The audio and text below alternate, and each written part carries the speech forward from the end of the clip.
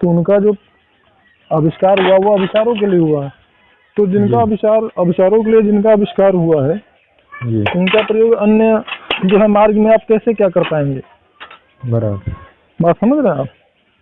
अच्छा गुरु जी, एक और पूछना था कि जैसे ये जो वैदिक मंत्र ये मतलब ये प्रकृति से निकले हैं या कि इनकी रचना ईश्वर ने किया? जैसे शास्त्र में बोलता है ना, ऋषि तो मंत्र द्रष्टारा न करता, ऋषि ने मंत्र की खोज की है, उन्होंने उसका निर्माण नहीं किया। ये वैदिक मंत्रों में देखा जाता है, पर साबरी मंत्र तो सिद्धों ने बनाया है या तांत्रिक मंत्र किसी तांत्रिक ने भी संपूर्ण देके बनाया है। तो इसके बारे में थोड़ा बताइए मुझे। देखिए, जो भी किसी मंत्र की अगर आप बात करेंगे जी, तो मैं आपको बता दूं, किसी भी मंत्र की जो मतलब रचना है जी, वो रचना बहुत ही श्रेष्ठ और बहुत ही उच्च अवस्था को प्राप्त जो ऋषि मुनि महात्मा होते थे वही कर सकते थे। अगर आपको मैं डायरेक्ट में बोलूं तो जो आखिरी जन्म होता है, जिस जन्म में आपको मोक्ष प्राप्त होना रहता है, जिस जन्म में आपका सहस्रार चक्र विकसित होना रहता है, उस जन्म में यदि आप चाहें तो मंत्रों का निर्माण आप कर सकते हैं। अगर आप चाहें तो।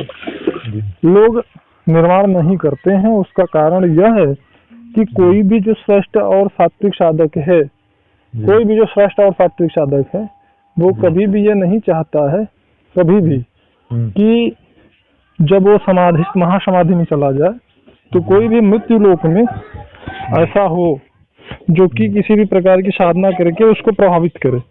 क्योंकि साधना की जब वो यहाँ से अपने स्थूल शरीर को छोड़ते हैं लोग, ठीक है, तो फिर वो महासमाधि में हमेशा के लिए कारण जगत में ईश्वर के क्षेत्र में अथवा ईश्वर के कह सकते हैं, समझाने की दृष्टि से मैं बता दूं कि ईश्वर के शरीर में जो है वो विलीन हो जाते हैं।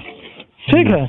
अब ऐसी स्थिति में वो नहीं चाहते हैं कि उनके द्वारा, जैसे आप कुछ ऐसे मंत्र होंगे जिन मंत्रों में आप पाएंगे कि गुरु गोरखनाथ की दुहाई है तो ये है, तो ऐसी है ना चीजें, तो वो जब आप करते हैं, अब उस समय में गुरु गोरखनाथ इस ब्रह्मांड में कहीं भी हो वो प्रभावित होंगे। अच्छा, बात समझ रहे हैं? फिर उनकी समाधि डिस्टर्ब होगी। हमने कभी आपको एक बात बताया था कि जो ये देवता लोग होते हैं ना, जिसका कि आप मंत्र जपते हैं उनको प्रसन्न करने के लिए, तो ये देवता लोग बड़े आसानी से प्रसन्न नहीं हो जाते हैं, बड़े मजबूर होते हैं। वो वैदिक मंत्र की मैं बात कर रहा हूँ।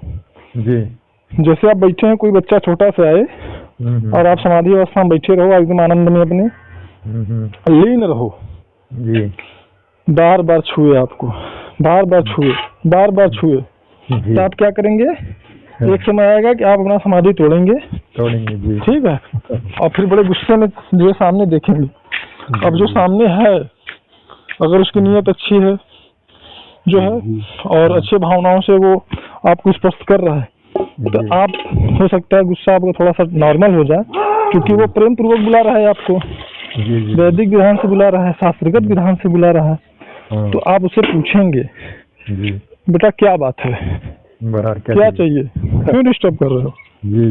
तो जो शक्तियां होती हैं, जब इस स्थिति में परेशान होते हैं आपकी साधना से, दिक्कत होती है, फिर वो आपको आशीर्वाद देते हैं, फिर आपकी मनोकामना पूर्ण करते हैं।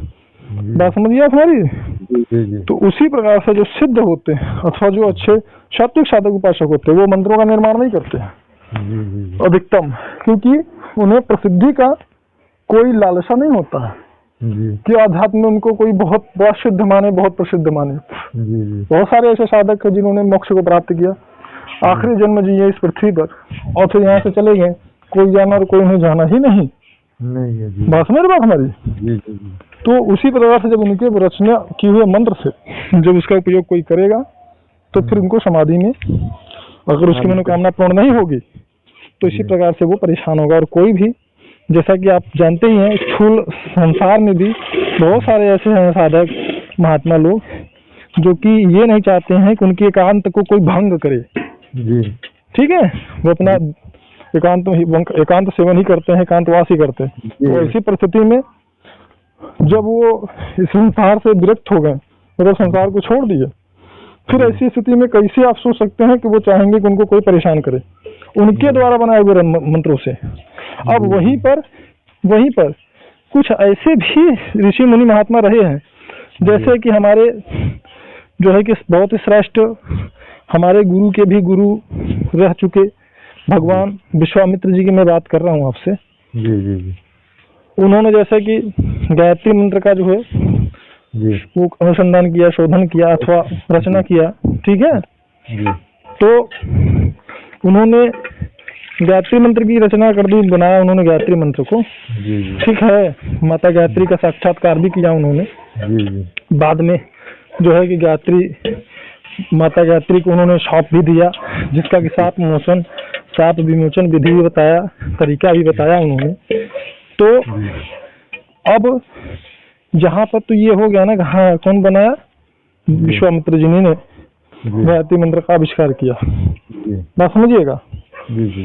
तो अब ऐसी स्थिति में अपने विशेष कह सकते हैं कि संकल्प सिद्धि हेतु उसी प्रकार से जैसे गुरु गोरखनाथ ने अन्य और भी वो साधक रहे हैं नाथ संप्रदाय के, जिन्होंने अलग अलग मंत्रों की जो है कि रचना की है, साबरी मंत्रों की, अन्य मंत्रों की।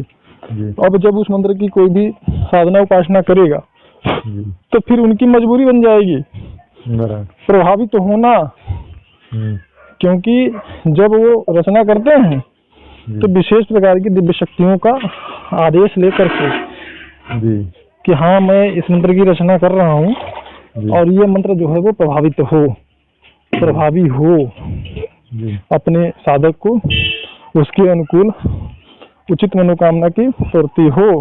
तो ऐसी परिस्थिति में जब दिव्य शक्तियों का आदेश लेते हैं तभी से दिव्य शक्तियां उनको उस मंत्र से जोड़ देते हैं, उनकी शक्ति को, उनके योग बल के, उनके सामर्थ्य को उस मंत्र से जोड़ देते हैं।